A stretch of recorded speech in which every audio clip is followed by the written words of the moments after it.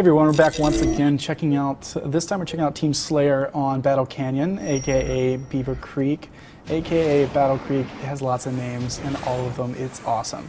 So the first thing you're going to notice, if you've played this map before, I'm going to break out in the third person, kind of fly around.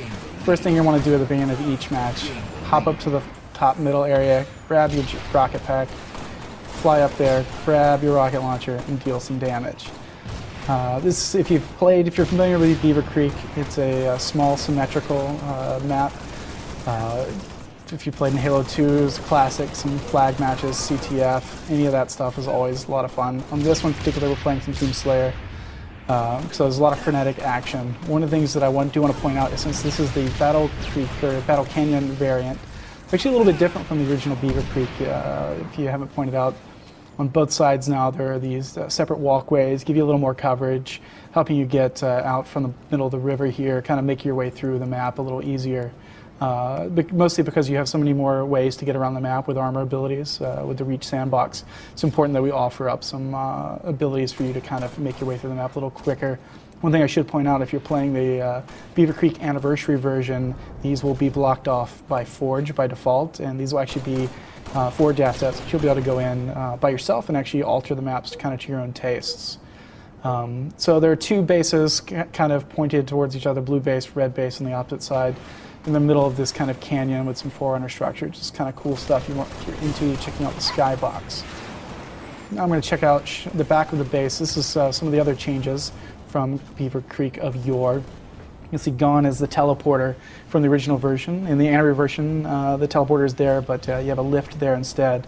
You also have this new teleport area, which is built into the rock wall with some ramps, close quarters action here. If you want to play the anniversary version, this is all blocked off as well, and the teleporter, in fact, exists at the back of the base as you remember it.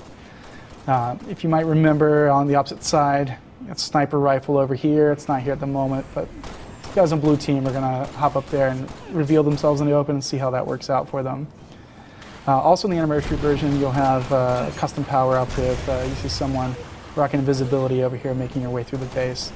I want to fly inside real quick, kind of show that off. If you remember, the bases originally, not a huge difference in layout. In fact, they're basically identical, but just been updated graphically to kind of show off all the new bells and whistles and art assets at our disposal. So basically that is Beaver Creek, or in this case, Battle Canyon and Halo Anniversary. And we'll definitely be showing off more as we get closer to launch. So I'm going to leave you with some mid-air action. I think Red Team died. So until next time, we'll see you later.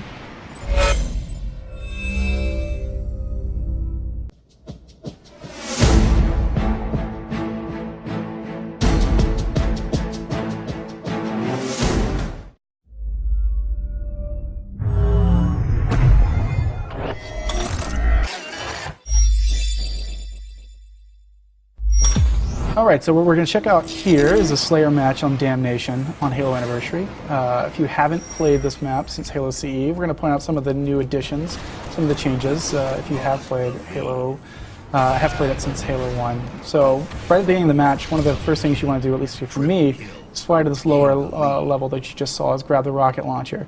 If you're red team, usually the blue team will be coming around that corner. You can catch them by surprise and do some major damage. One of the other power weapons you just want to be aware of early on is in the upper spine area. It's basically a 3-level map, upper, mid, and lower area. So this is where the sniper spawns up here. You also have a teleporter, so you can kind of sneak your way through the map a little bit, kind of get some firing angles that you wouldn't necessarily see otherwise.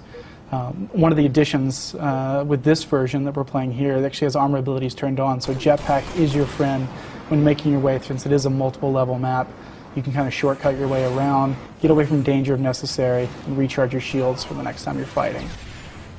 One of the things you'll notice is that the color palette is pretty different from the first time if you played the original Damnation. It's a much darker purple to be consistent with the kind of graphical style from Halo Reach, and using all the fun tools at our disposal that we've come across in the last 10 years. You see the updated waterfall effects.